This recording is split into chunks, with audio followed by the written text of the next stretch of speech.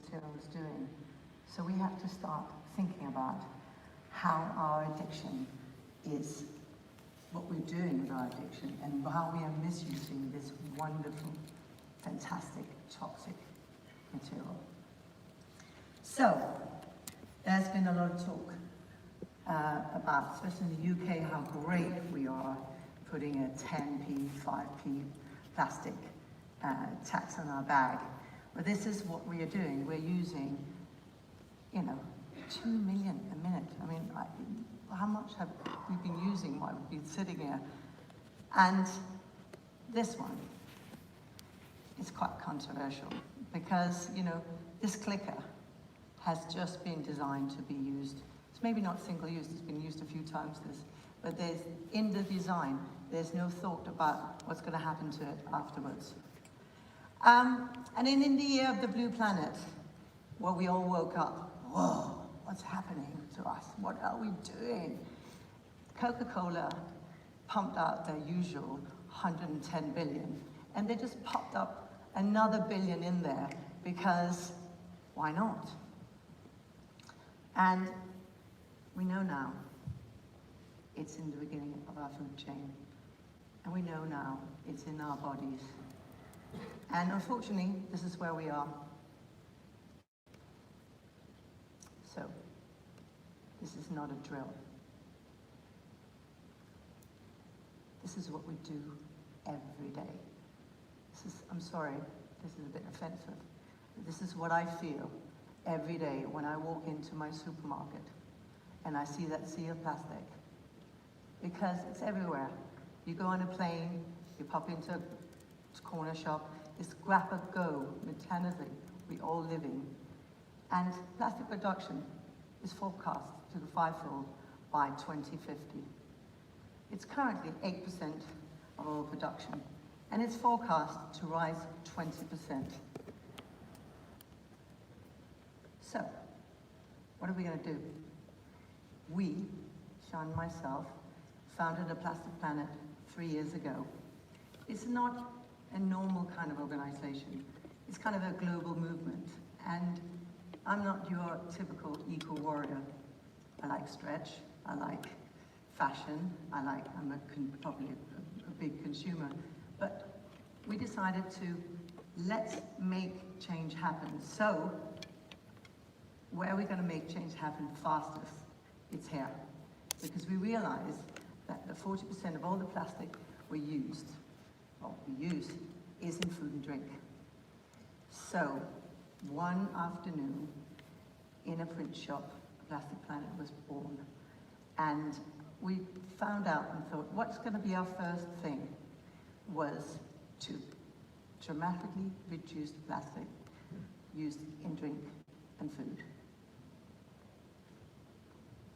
So, it all starts with choice. And this choice got to start where we, the shoppers, can make our choice, because with choice come change. So our first campaign was going to be a plastic-free aisle. And after a couple of months picking up the phone saying, do you know a supermarket boss who wants a plastic-free aisle? Maria from Plastic Soup Foundation rang us and said, I've got the man for you. It's here in Amsterdam. You can start a plastic-free aisle with Eric Does and Ecoplaza. So this was our first campaign. It was launched in the 28th of February on a very cold day in Amsterdam. And it went boom. 25 interviews, ongoing still today, because this is what people had hoped for. Somewhere where you could shop guilt-free. And at last somebody saying, this can happen today, not 2020. So here's a little film about what we've been up to since.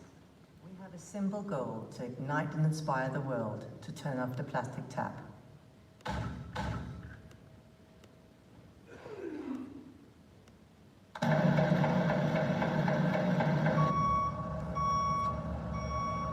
Talk about that now with Sian Sutherland. The campaigner behind the idea, Sian. Southern Group A Plus plastic planet. When did it become okay to wrap something as perishable as food in something as indestructible as plastic?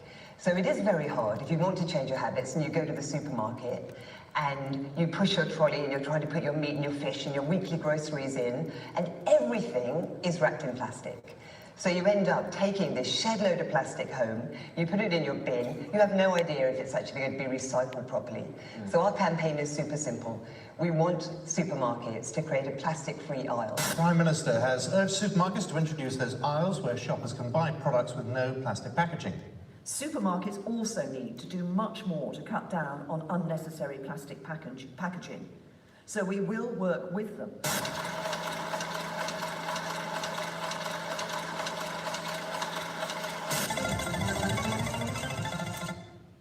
The plastic-free trust mark cuts through the confusion of symbols and labels and tells you just one thing. This package is plastic-free. You can now buy wheat-free, gluten-free, fat-free, all of these things, but you can't buy plastic-free. It's more than a mark. It's a symbol. It's a revolution for choice. Finally, shoppers can be part of the solution. One plastic-free day is just one day. It's the one day a year, just 24 hours, where you think twice before you reach for that plastic-wrapped sandwich, that drink with a straw, that plastic bottle of water.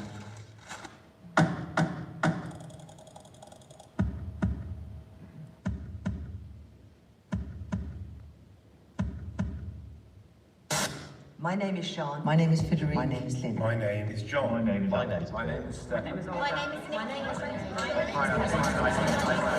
And I'm a plastic addict, but I am ready for change. So let's turn off the plastic tap together. We have way more power than we think. So, the old ways of consumer is gone. Take, make, use, and waste. We have to change that. So how are we going to change this? This is really one of the important things. Of course, we need government. Come on, government. We need to ignite business within. We need that open source where people can find, if you want to change out of plastic, how do you find this new material, or how do you maybe get rid of it? What do you replace with it? So we are actually launching tomorrow our first resource library. It's going to be open source, where it's the first beginning of trying to find what else can you use. We need to give consumers choice. We buy what we are sold. And we need to elevate sustainability. It's not, you don't have to be a hippie to buy plastic free. That should be the way we want to live. So we have done this experiment in London. So after doing Amsterdam, we realized we had to do something a bit closer to home. And we got a sort of a Budgens. A Budgens is sort of mid sort of consumer supermarket. And we started to cut out plastic. And we are continuing helping them to delist, get new products in, get rid of their plastic. And it wasn't easy at the beginning, okay? We've had one person to live in a supermarket and help them. And it wasn't the first way of changing the 300 cheeses. Get, the first material you found was not, the consumers didn't like it. It's working with consumers, with the supermarkets, like a living lab. So, earlier this year, we launched this plastic-free, and this is definitely not plastic-free. I've been breathing it all day nearly, and I'm feeling all the microfibers are going down my lungs. But we got this plastic-free mark because we believe that consumers need to know, when you're going quickly down that aisle, that is plastic-free. Not turn it around and see what recycle bin it's going to be. I don't want to be called a consumer. I want to be a citizen. I want to belong. I want to contribute to not to be part of the problem, to be part of the solution. So, this is not the question. What are we going to swap the next coffee cup on? The question is, how are we going to live? And how are we going to live in this way of plastic coming into our lives and keeping plastic out of our lives, and our children's lives, and our homes? I want a choice, and I want a choice for all of us. Thank you.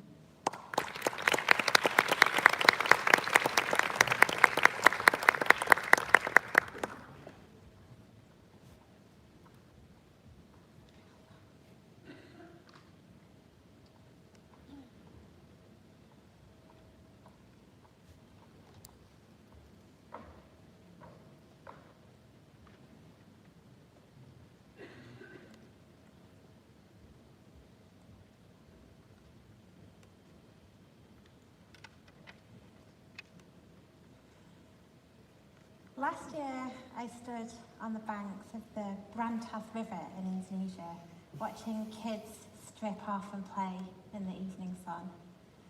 But this scene had a dark underbelly as I watched these kids dance in one of the most polluted rivers in the world. Despite the stink and the filth, these kids had felt the pull that draws humanity back to nature. I watched them and thought about the relationship between water, between people and plastics. And I could see these kids in the water, plastic in the water, the kids swallowing water, and it made me think about, is there plastic in these kids? What if the pollution that's coating our oceans is seeping through to our bodies, into our bloodstreams? It seems unlikely, you may think. But then we found plastic everywhere. A plastic bag has been found in the deepest sea trench.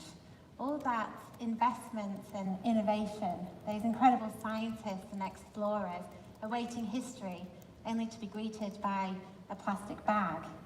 Plastic's been found in sugar, it's been found in sugar, in shellfish, in insects, in seafood. It's been found in bottled tap and well water. It's been found in beer, in salt, in soft drinks, and it's been found in the water that we drink, the air that we drink, in our food, in our clothes, and in our feces. So are we polluting our bodies in the same way that we're polluting our oceans? I believe that every single one of us in this room has plastic in our bodies. But as WHO recently, the World Health Organization recently reminded us, we don't yet know how harmful this is. And I don't think we're understanding the shape or the scale of this threat fast enough.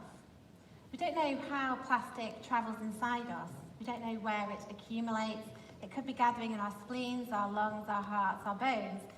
We don't know if it can cross the blood-brain barrier like we do know it can in fish. And we don't know whether plastic concentrates toxins or does it clog our vital intersections as we've seen in sea creatures. We don't know how much plastic our bodies can take, but we do know enough that we need to act.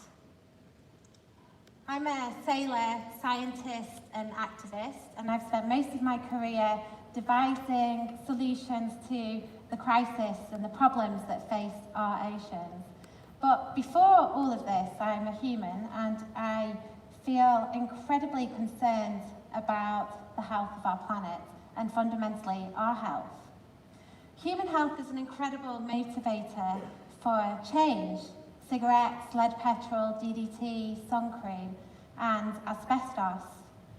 So human health risk of plastic poses an incredible opportunity for much greater change at a personal, local, national and international level. We must capitalise on this growing media and public engagement into ocean plastics pollution to ensure that we do influence systemic and long-term solutions, which currently I'm unsure that we're doing. We need holistic, flexible and affordable solutions if we're going to take care of human health and the health of our oceans, and we need to make them happen very, very quickly. By making strong scientific, emotional link between human health and plastics, we can move beyond talking about banning plastic straws because they harm sea turtles, or about replacing one type of plastic because we know it's harmful for another type of plastic that we're not so sure about, to talk about the radical systemic shift in the way that we think and value plastics. I've just returned from spending time with one of our projects on the river Brantas in Indonesia, and every time I go there, I'm terrified. I'm becoming more and more terrified about how rapidly this crisis is scaling. We just don't have enough time to not motivate radical action, to save ourselves and to save the ocean that is the greatest life support system on Earth. And this is what drives Common Seas every day. Our approach is to tackle plastic pollution crisis by identifying the opportunities for the larger scale change. We bring the right people together, we work together to create a thorough understanding of what's going on, and then we design, test and implement practical, scalable solutions. We currently do this through 4 main projects. Through Plastic Drawdown, which is a policy analysis toolkit that supports governments to thoroughly understand the way that plastic flows through their economy and leaks out into their environment, to then design appropriate mitigation strategies. And this is being effective in Indonesia, in the Maldives, in Greece and in the UK and across 26 Commonwealth countries. We have a programme called Clean Blue Alliance, which invests in and delivers practical and scalable solutions to support island communities to become plastic waste free. Ocean Plastics Academy is a suite of curriculum-aligned resources to empower and enable the next generation of sea champions. And Healthy Sea and Healthy Me is our world-leading investigation into understanding the impacts of human waste, the impacts of mismanaged waste on human health, and the reason why we're here today. I think the guiding principle to all of our programs is to turn our insight into action, because we don't have time for anything else. Last year, we convened a group to discuss, to better understand the impact of plastic on our health. We gathered 33 experts from across different disciplines to understand, is plastic actually a threat to ourselves and our health?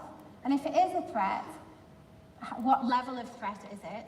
And what are the research priorities? And how do we think of new ways to alert and accelerate action? The outcome of this workshop convinced myself and our board that we should be prioritising investment in research, and initially with 3 key priorities. The first one, to understand, is plastic building up inside us? Second, to understand, if it is building up inside us, what harm is it causing to us? And third, to understand, is the mismanaged waste acting as a vector for pathogens, toxins, causing disease?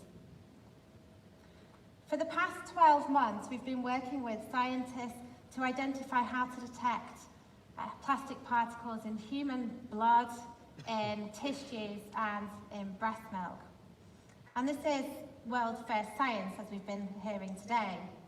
We realised early on that existing approaches weren't adequate to separate the plastics from our sticky blood proteins, to enable us to identify and measure the nano-sized plastic particles, those plastic particles that have the capability to travel through your blood-brain barrier or through the lining of your lungs and through the lining of your intestines. So those types of plastic particles that are capable of getting right inside us. So we've had to develop new methods, which obviously has been complicated, and some taught us that science and advocacy don't always push to the same timelines, but obviously we remain committed in ensuring that we have robust evidence. Along the way, we've invested in some new technology at the VU in Amsterdam, and we're now running with the new system, and it's looking promising. In fact, I think we're all confident, I hope I'm not going to get told otherwise after this, but I think we all feel very confident that we've got the system in place to be able to tell us the truth about what plastics are inside our bodies. And all I can say is that if we continue sailing on this course, we'll be able to share results very soon. So I'll be able to tell you, for the first time, we will be able to tell you whether there's plastic in our blood, how much plastic there might be in our blood, and what type of polymers, material types, are in our blood. And these findings are kind of the bedrock. They set us up to then look at for further, most important discoveries about the impacts of plastic in our health.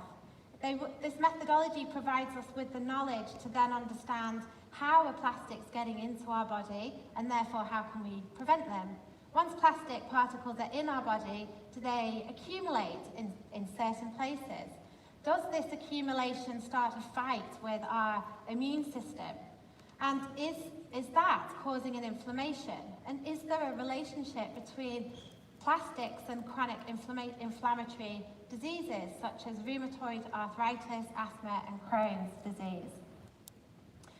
So once we've certain about our method, we'll be analysing samples from a range of people, from influencers and people living in cities, to the kids that I was with a couple of weeks ago who are living on a waste dump in Indonesia. So we can start to find out who is most at risk and why.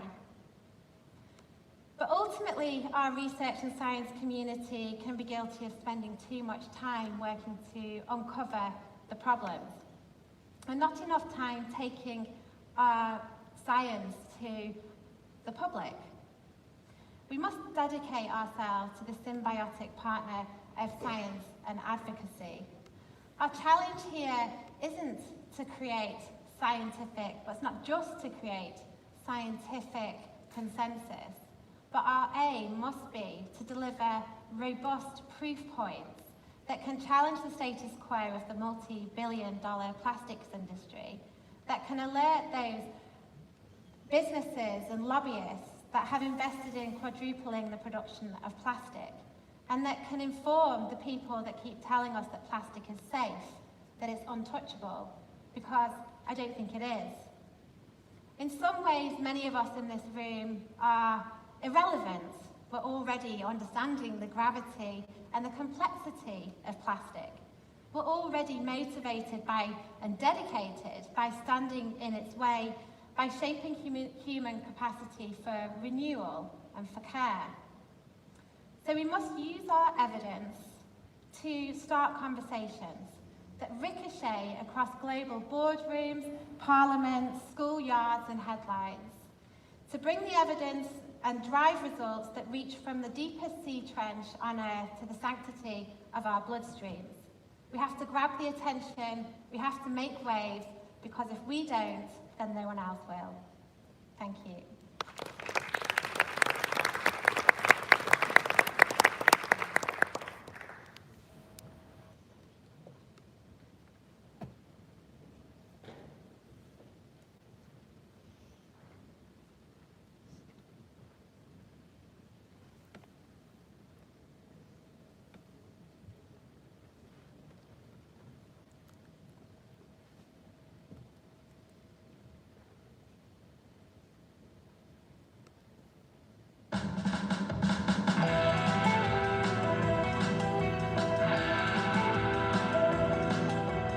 I want to know. I want to know. I want to know. I want to know. I want to know. I want to know. I want to know. I want to know. I want to know. Plastic duikt op steeds meer plekken op in ons lichaam en in onze voedselketen. Was macht Mikroplastik mit unserem Körper? Als plastic schadelijk is voor ons lichaam, zou ik graag willen weten hoe we kunnen voorkomen dat we het binnenkrijgen. Und zwar sind wir uns eigentlich gar nicht bewusst, wie viel Mikroplastik wir täglich zu uns nehmen. Do microplastics cross the blood-brain barrier? Hat es irgendwelche Langzeitschäden, Kurzzeitschäden oder macht es vielleicht auch überhaupt nichts? We need more evidence-based medical articles and research. Daarom ondersteun ik het wetenschappelijk onderzoek naar de gezondheidseffecten van plastics. En ik zou graag willen weten wat ik zelf kan doen aan het verminderen van de plastic pollution. De preferencia sempre por producto biodegradável. Ich bin dabei. Und ja, ich denke, das ist für die Zukunft wichtig, dass wir da Lösungen für uns finden. En daarnaast vind ik de Plastic Health Summit een super tof initiatief om hiermee te beginnen. Daarom steun ik en met mij alle dokters van Serving Medicine International de Plastic Health Summit. Um der Sache etwas näher zu kommen, gibt es den Health Summit for Microplastics in Amsterdam zum ersten Mal. Packen wir es an. And I'm very excited about the Plastic Health Summit, first in the world, so we wish you all good luck. Valeu. Keep on surfing.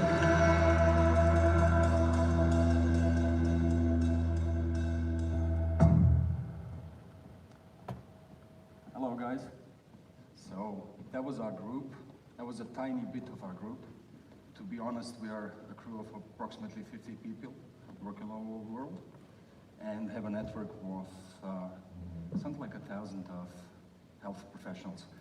So Serving Medicine International is something which I would like to introduce you guys a little bit. We're in 33 countries And we're performing science, sports science, developing standards, medical research, educating. And we are also speaking to the world of water sports, which is quite a big crowd. Since we're speaking to the world of water sports, we have a lot of people who are very interested in these topics.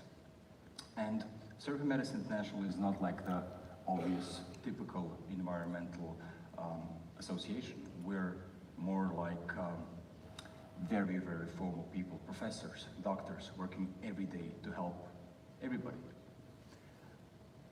As a medical doctor, I'm standing here, but as a surfer, I am representing a very, very old heritage of people fighting with everything they have, from radioactivity in the 60s to the oil in the 80s to now plastics. To be able to stand here is an honor for all of us, not only medical, but also surfers.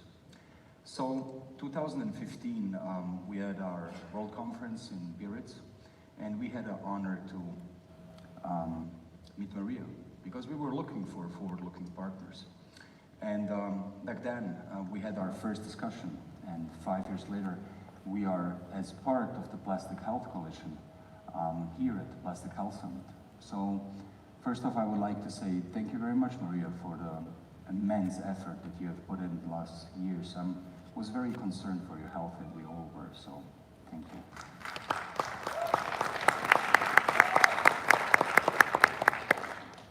Now, being a part of Surfing Medicine International means that you have people everywhere in 33 countries, and our teams that are working on the northern and the southern hemisphere are just doing it right now. During this summit, we had 6 people of our marketing team here, and we have been spreading all of these informations to the medical world.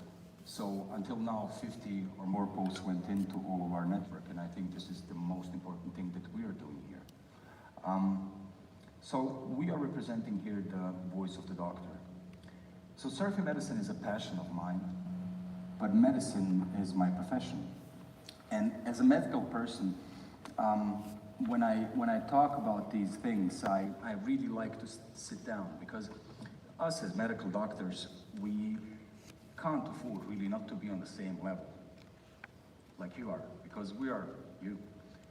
And at the end, the problem with medicine and the voice of the doctor, if you consider plastics, is that we are very much aware of the bipolarity of human beings and the bipolarity of pathology in general. When you see more than 2,500 patients a year, then you understand that you're going to see the lung cancer patient who's smoking, or the alcoholic who is drinking every day. And the same thing we have, of course, with nature, the same thing we have, of course, with pollution. We have the polluter, we have the intoxicated people. So at Surfing Medicine International, we have decided that for us, medicine can't be bipolar. For us, the future can't be bipolar. The future must be together.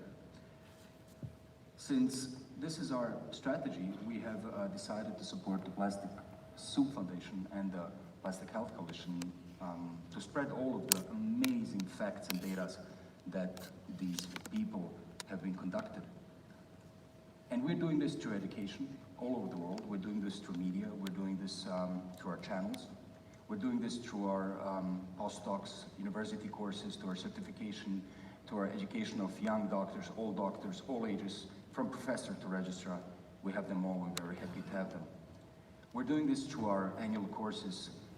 We had more than 40 worldwide events in the last years, educating people from all over the world, educating people in all kind of medical approaches on maritime medicine, but as well as on environmental facts. We're doing this with our national team leaders, with our national team for surfers. We're spreading these through our world conferences. We're spreading this also through our apps and our educational programs. We're also trying to spread this to the Olympic sphere coming up 2020, because surfing is becoming Olympic. So we're working now for many years on providing free apps for everybody to first learn everything which can threaten him in the sea. But secondly, we have also produced a while ago a app, which was for us very important because all of this data that we get from these amazing people must be correlated. And we do not have really a big bunch of correlation. Well, surfers, and especially surfing doctors, who are a bunch of us in the world, we are submerged in the plastic soup. We know how many hours we spend there. We have for this built a free app which is called Surf Years Calculator.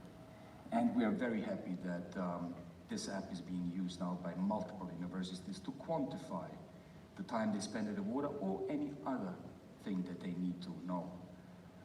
Additively, we tried always to do this for free because in the end, nothing stays but the idea, and nothing is really constant but change.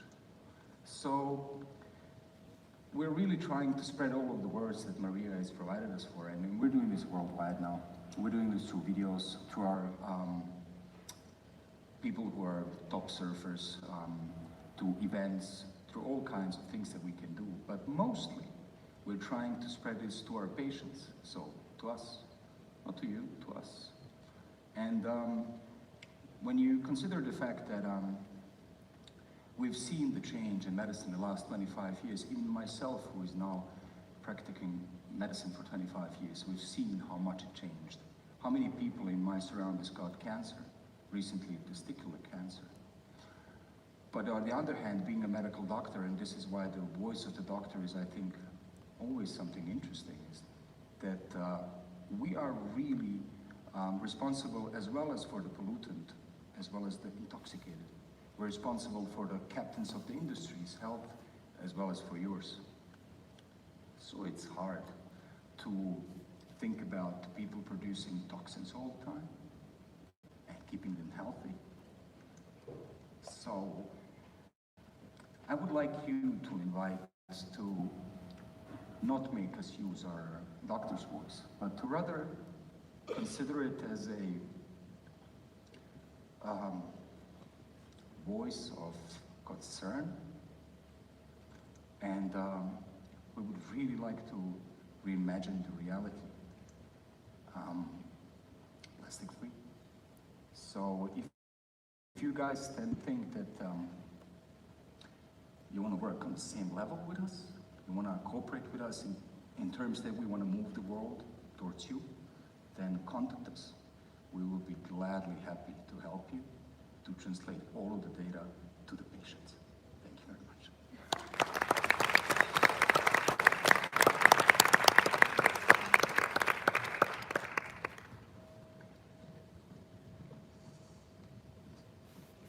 I keep it short. Because we're tired. Because everybody's a bit tired, but thank you so much, Arjun. No worries. Could you explain how it works? Because there is a sort of tendency that people are a bit skeptical about scientists nowadays, but people do, however, believe they're doctors. And you have to mobilize doctors to get them to talk to people. So that's actually 2 steps down the road. You don't talk to people, but you have to learn other people to talk to people. How does that work for you? The great thing about medical doctors, when you get them, when they get off from universities, that they are all full of this logo of medicine, nihil nocere, never to harm. So if you catch them really early, then you know they're good. Right. Yeah. So this is how it works, and most of our people that we've ever met in medicine were really with a golden heart. You don't go into this because of money. No. In 10 years of existence, we didn't earn a dime. No. So I think this is the right way to go. And do you find a lot of skepticism among doctors about this subject? In the end, for us, it is very important to know why and to know how.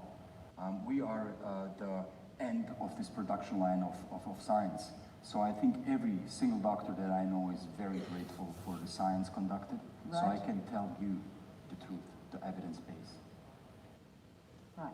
Thank you so much.